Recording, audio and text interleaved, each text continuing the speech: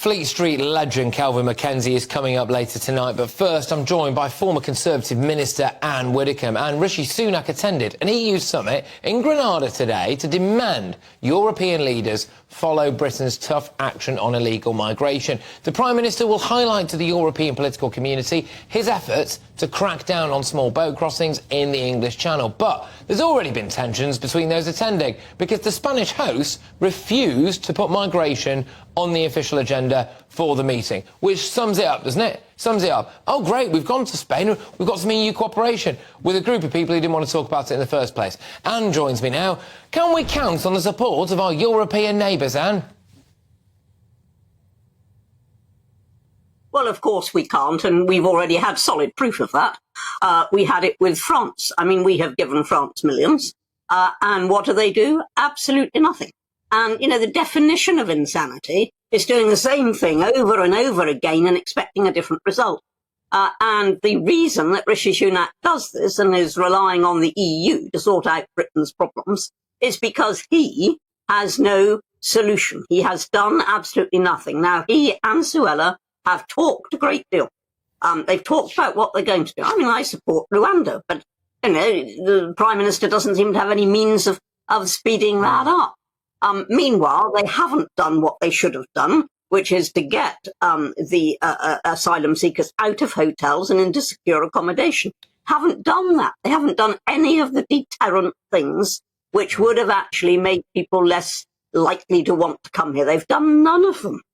OK. I mean, look, he'll obviously say, yeah, we've tried. I think boat crossings are down 20%. I know a lot of people say that's down to the weather, so we'll have to wait and see. But crucially, if you stand on a ticket of stop the boats, and there are still boats coming, that's a problem. They're talking about working with Frontex, which is actually really what Labour want to do as well. So I think he's sucked the wind out of their sails a little bit ahead of their Labour Party conference. But forgive me, Anne, you want to work with an organisation to help share intelligence. They aren't cracking down on human traffickers either. So what's going to change? Nothing. Absolutely nothing is going to change. And to suggest that he's taken the wind out of Starmer's sails, well, frankly, no, because the public won't be any more impressed by Starmer talking about relying on France and cooperation with the EU than they are with Rishi doing it. I don't know why he is wasting his time. He should be doing one thing, and he should be saying, how do we deter people from coming? And the only way you're going to do that is through a combination of automatic detention, offshore processing, and the removal of the ability to claim asylum if you come illegally. Or you could also be honest about something, which is that if you do come to this country and you do have a procession of lawyers who are willing to, in some cases, lie about the calibre of your asylum claim, and we do find it difficult to deport you, once you get accepted, you'll have 28 days to leave this hotel, and then you will be homeless, because we don't have any homes. So if you want to live on the streets of Britain, then come. But if you don't, maybe France starts to look all right again, Anne. I don't actually think that would work. I mean, I think they would find ways around that. I mean, after all, how is it that they come here and they disappear when their claim is about to be refused?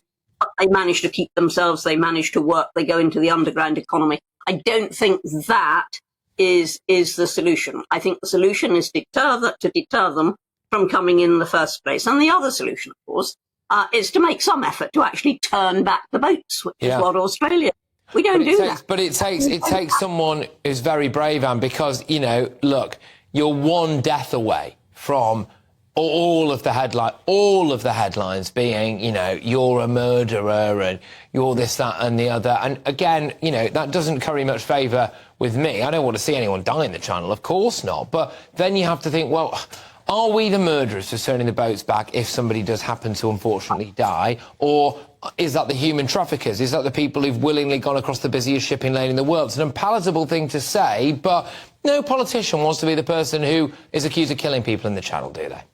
No, and nor would I.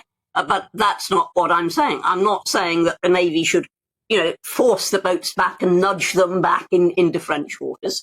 I'm saying that they should do what they would do with any other boat illegally entering our waters, which is to stop them, turn them round and back.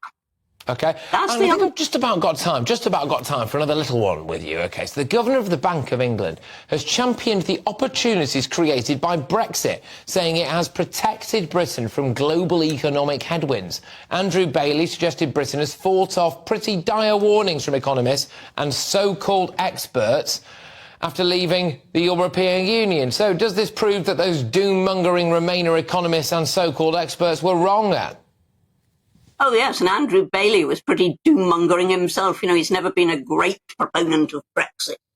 So if he's saying that it's opened up opportunities, it's going to be very difficult for the miseries to go on saying that we should rejoin and we should abandon it.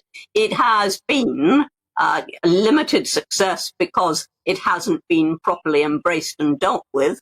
But if we take those advantages, and if we trust people like Bailey, if we take those advantages, then yes, you know, we have a huge future.